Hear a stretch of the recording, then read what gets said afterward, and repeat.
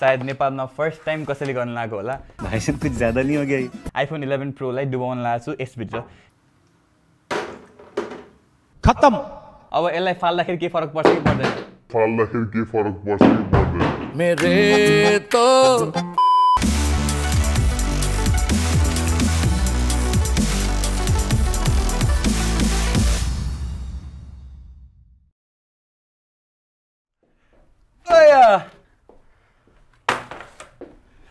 Hey guys, तपाईहरुलाई स्वागत छ Oliz Store को YouTube च्यानलमा and this is me Dhiren मान श्रेष्ठ with another खतरा वाला एडभेन्चरस भिडियो हैन। यो चाहिँ सायद नेपालमा फर्स्ट टाइम कसैले गर्न लागेको होला या सायद गरि पनि सक्यो होला, आई डोन्ट नो, तर मैले चाहिँ देखेको छैन। तर यो भिडियोमा म के गर्न लागेको छु भन्दाखेरि म दुईटा टेस्ट गर्न लागेको छु आइफोन सँग, एप्पल को आइफोन सँग। यो चाहिँ मेरो 11 प्रो लगभग 3-4 वर्ष भइसक्यो किनेको अनि यो अहिलेसम्म राम्रोसँग चलिरहेछ जस केही पनि भएको छैन यसमा। अनि मैले अन्डर वाटर पनि कतिचोटि गरेँ अनि फोटो खिचेँ अन्डर वाटर गएर अनि यसलाई रिसको जोकमा धेरैचोटि फाले पनि हैन। तर अब यहाँ चाहिँ यो भिडियोको मार्फत what we are gonna show is यो कतिको वाटरप्रुफ रहेछ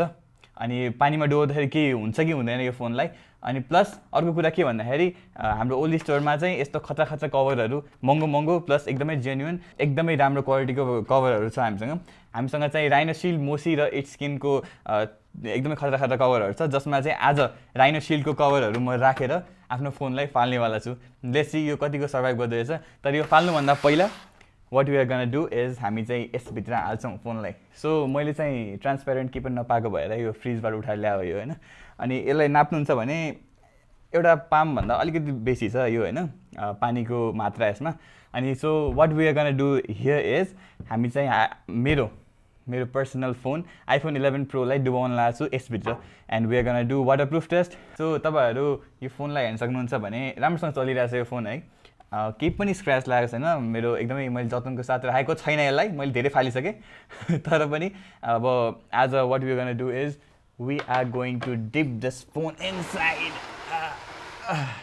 so first test waterproof test. So राम्रोसँग चलिरहेछ यो, क्यामेरा अन गर्छु, भिडियो अन गर्छु अनि भिडियो अन गरेर चाहिँ तपाईहरुलाई देखाउँछु लाइक लेट्स सी कतिको सर्भाइभ गर्दै रहेछ अनि सर्भाइभ गर्छ कि गर्दैन रहेछ। अनि अन्डर वाटर फोनलाई डुबाएपछि कस्तो देखिँदै रहेछ लेट्स सी। ओके सो म डुबाउने वाला छु। दिस इज अन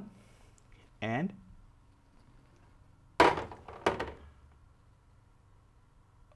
ओके मलाई डर लाग्यो। ओ शिट मैले अन गर्न बिर्सेछ, भिडियो अन गर्न बिर्सेछ मैले। अघि डुबाएको भएर केही पनि क्यामेरामा फरक परेको छैन र एकचोटि फेरि हामी ट्राई गर्छौँ। म उठेरै गर्छु, लेट्स सी है त।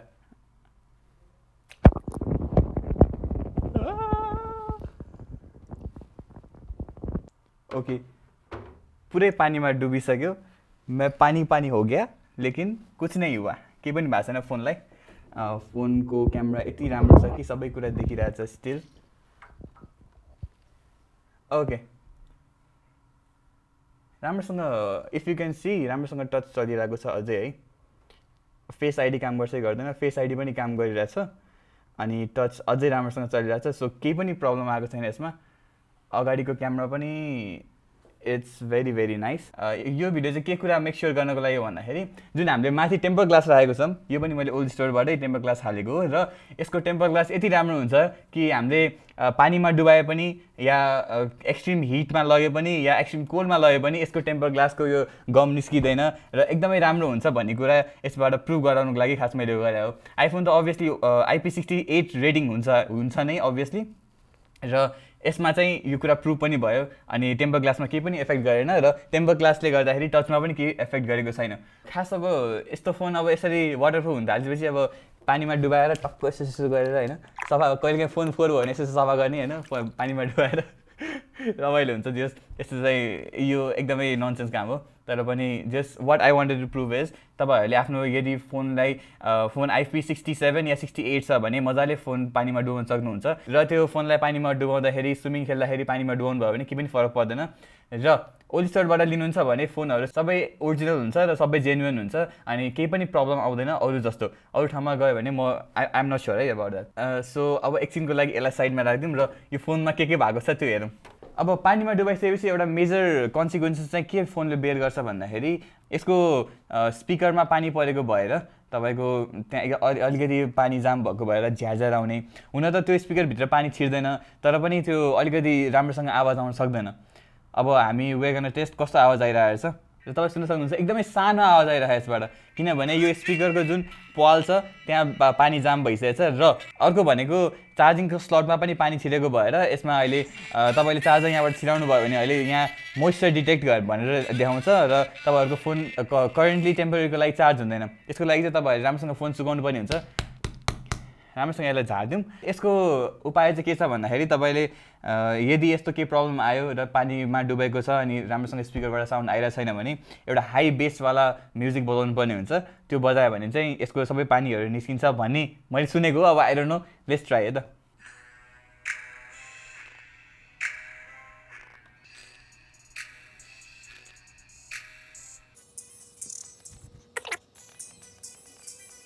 तपाईहरुले आफै डिफरेन्स थाहा पाउन सक्नुहुन्छ अघिको साउन्ड र अहिलेको साउन्ड अहिले एकदमै बिस्तारै बिस्तारै साउन्ड बढ्दै आएको छ सो एउटा कुरा चाहिँ म तपाईहरुलाई के भन्न चाहन्छु भने पहिला जुन फोनहरु आउँथ्यो त्यो ठ्याक्कै यहाँ कभर निकाल्न मिल्ने खालको हुन्थ्यो तपाईहरुलाई पनि याद छ होला त्यहाँ निकालेर भित्र मेमोरी कार्ड हाल्ने भित्र सिम हाल्ने अनि ब्याट्री पनि त्यहीबाट निकाल्न मिल्ने त्यस्तो हुन्थ्यो आजकलको फोनहरु चाहिँ पुरै सिल हुन्छ किनकि वाटरप्रुफ बनाउनु परेको भएर यसबाट कहीँबाट पनि भित्र पानी नचिरोस् भनेर पुरै सिल गरेको हुन्छ र यसलाई हामी नर्मली निकाल्न सक्दैनौँ हामीले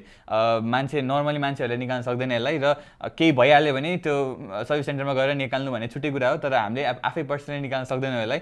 अरु फोनहरु जस्तो यसलाई निकाल्न मिल्दैन त्यही भएर पनि यो एकदमै राम्रोसँग प्रोटेक्टेड हुन्छ र तपाईहरुले ढुक्कसँग लिएर पानीमा डुबाउन सक्नुहुन्छ अब हामी जान्छौँ नेक्स्ट टेस्ट तर्फ त्यो चाहिँ हो फोन फाल्ने टेस्ट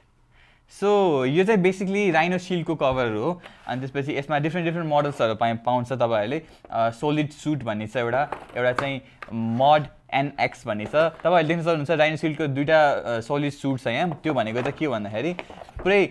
यो ट्रान्सप्यारेन्ट हुँदैन र चारैतिरबाट पुरै फुल्ली कभर्ड गरेको हुन्छ र यसलाई बङ्गाउन पनि एकदमै गाह्रो हुन्छ बङ्गाउन अर्को तपाईको ट्रान्सप्यारेन्ट वाला हेर्नुहुन्छ भने यस्तो कभर पाउनुहुन्छ र सँगसँगै हेर्नुहुन्छ भने यस्तो खालको हुन्छ हैन अब यसलाई यहाँ जोडेर अनि फोनमा राख्न सकिन्छ मजाले अनि यो एकदमै धेरै प्रोटेक्टिभ हुन्छ यो भन्दा पनि अझ डह्रो भनेको यो हुन्छ सलिड सुट हुन त यो पनि प्रोटेक्टेड नै हुन्छ तपाईहरु बजाउन पाउने कभरहरु भन्दा यो प्रोटेक्टेड नै हुन्छ तर यो भन्दा नि बढी यो हुन्छ त्यसको चाहिँ आज हामी टेस्ट गर्न लाग्छौं यो र यो सेम हो यो ब्ल्याकमा छ यो अर्को कलरमा भएर मात्र हो तर यो र यो सेम हो अब यो कतिको प्रिमियम छ अनि कतिको टिकाउ छ भन्ने कुरा हामी आज टेस्ट गर्न लाग्छौं र जहिले पनि तपाईहरुले कभर लिँदाखेरि तपाईहरुले के एउटा कुरा हेर्नु भन्दाखेरि कभर जोड्नलाई जुन पनि कभर जोड्नलाई कभरको फिटिङ गर्नलाई एकदमै गाह्रो हुनुपर्छ यदि राम्रो कभर छ भने जस्तै तपाईहरुले जोड्यो भने अब निकाल्न हतपत सकिदैन जुन चाहिँ नर्मली कभरहरु निकाल्न सकिन्छ यस्तो कभरहरु चाहिँ हतपत निकाल्न सकिदैन यसलाई हामी खोल्दियौं अनि त्यसपछि अब तपाईहरुले हेर्नु छ भने एकदमै प्रिमियम लुक्स छ यसको पुरै हातमा हाल्दाखेरि पनि एकदमै प्रिमियम लुक्स देख्न सक्नुहुन्छ तपाईहरुले जन ब्ल्याकमा चाहिँ मेरो फेभरेट कलर ब्ल्याक हो अब यसलाई फाल्दाखेरि के फरक पर्छ कि पर्दैन मैले हतार गरे जस्तो लाग्यो ओके सो यही थियो खास टेस्ट भनेको फाल्दाखेरि के प्रब्लम हुन्छ कि हुँदैन अब यसलाई मजाले झार्दाखेरि पनि खासै टेन्सन लिनु पर्दैन हामीबाट हाल्नु भएको तपाईहरुले यो टेम्पर ग्लास पनि यति धेरै प्रोटेक्टेड हुन्छ कि टेम्पर ग्लासमा नि खासै केही पनि फरक पर्दैन यसरी मजाले फालिदिएर आनन्दले बस्दा नि केही फरक पर्दैन फेरि म देखाउँछु अब मोस्ट अफ द केसेसमा के भएको छ भन्दाखेरि मलाई एकदमै रिस उठेको बेलामा मैले यसरी झार्नु अनि यसरी गरेर फालिनुमा फरक हुन्छ